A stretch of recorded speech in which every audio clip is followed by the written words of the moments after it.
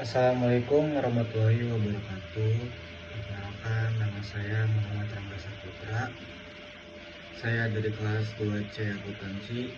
Di sini saya akan mempresentasikan tugas buat perbaikan nilai UTS. Di sini saya akan membahas materi tentang 21st countable and uncountable noun, sum and animals and money. Jadi yang pertama itu materinya yaitu countable noun. Jadi countable noun ini dapat dihitung satuannya. Jadi benda yang dapat dihitung kayak misalkan apple, book, hair, cat, woman, dan country. Jadi countable noun ini berbentuk tunggal atau singular dan juga berbentuk jamak atau plural.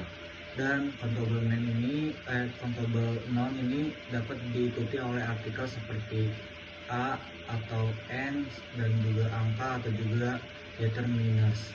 Terus selanjutnya ada uncountable noun. Jadi uncountable noun ini tidak dapat dihitung satuannya. Kayak misalkan contohnya itu kayak water, sugar, edifice, rain, flower, cloud, earth, wind, dan juga wood. Jadi uncountable noun dan countable noun ini berbeda ya teman-teman. Jadi kalau uncountable noun ini benda yang tidak dapat bisa dihitung. Jadi kayak benda yang tidak dapat dihitung, dan juga kalau countable noun ini benda yang dapat bisa dihitung. Jadi uncountable noun ini tidak dapat dihitung satuannya, dan juga tidak memiliki bentuk plural. Dan uncountable noun ini mayoritasnya kata bendanya yang termasuk dalam kategori uncountable ini seperti kayak happiness, truth, darkness, dan juga humor. Terus selanjutnya itu ada contoh kalimat kayak dari countable noun dan juga uncountable noun. Jadi kayak misalkan contoh makanan dari uncountable noun ini kayak banana dan juga 2x. Jadi banana dan juga 2x ini satuannya yang bisa dapat dihitung. Kalau uncountable noun ini contoh makanan kayak rice, sugar, dan salt. Jadi kayak rice, sugar, salt itu kan tidak bisa dihitung satuannya. Terus kayak contoh juga ada minuman kayak kopi. Terus kalau yang uncountable noun juga ada watermilk, jus, kayak gitu-gitu. Jadi kesimpulannya kalau kata countable noun itu benda yang tidak bisa dapat dihitung, bisa dapat dihitung. Kalau uncountable itu benda yang tidak dapat bisa dihitung. Terus selanjutnya ada sum dan juga any.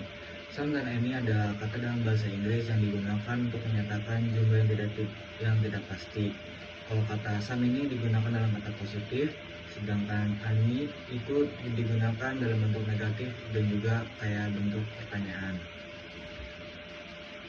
Terus selanjutnya ada penggunaan kata sum. Jadi penggunaan kata sum ini digunakan di depan kata benda yang dapat dihitung. Nah, jadi sum ini bisa digunakan dalam bentuk kata yang bisa dihitung atau juga countable noun, dan juga tidak dapat bisa dihitung. Contohnya itu digunakan dalam bentuk positif. Nah, di sini ada contohnya seperti kayak I have some bugs in my bag. Can I have some water please? Jadi kalimat sum ini adalah kalimat yang merupakan kalimat positif dan juga kalimat minta tolong. Terus selanjutnya ada penggunaan kata any. Penggunaan ini dapat digunakan di depan kata benda yang dapat dihitung dan juga tidak dapat dihitung. Dan perbedaan dari penggunaan kata any dibandingkan kata sum ini, kalau any ini menggunakan kalimat negatif dan juga kalimat pertanyaan ya teman-teman. Jadi contohnya itu kayak I don't have any cookies, dan bentuk kata pertanyaannya itu do you have any cookies. Terus selanjutnya ada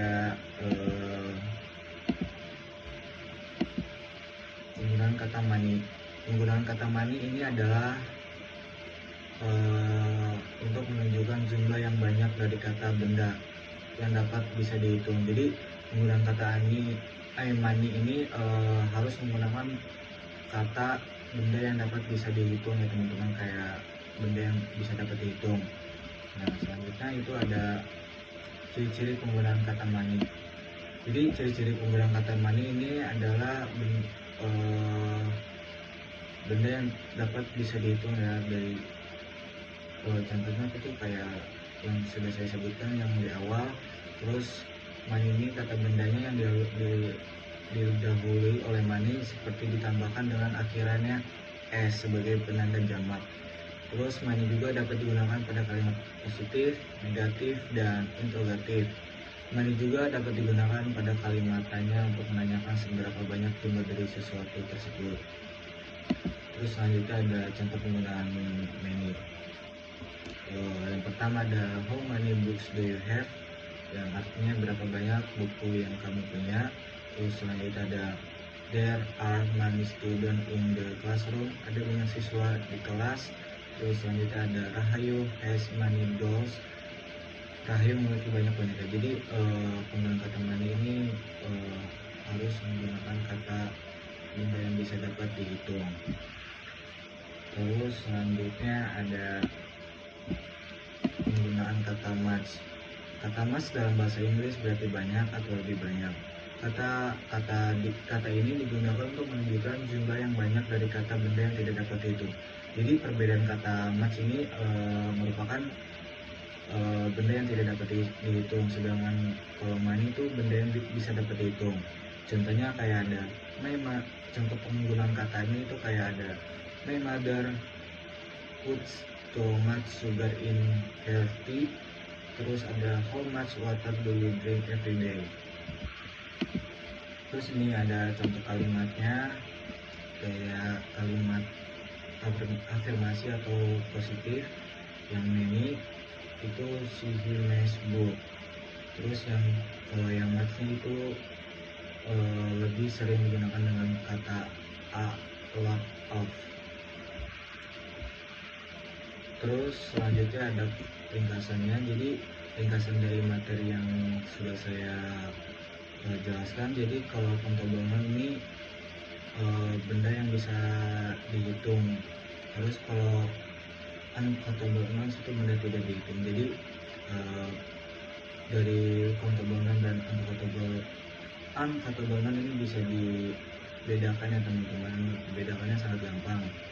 Terus kalau some ini menggunakan kata kalimat positif. Terus kalau ani kalimat negatif dan juga pertanyaan. Dan money itu bentuknya untuk countable nouns. Dan juga kalau untuk much itu uncountable nouns. Jadi sekian yang saya bisa jelaskan. Kurang lebihnya mohon maaf. Wassalamualaikum warahmatullahi wabarakatuh.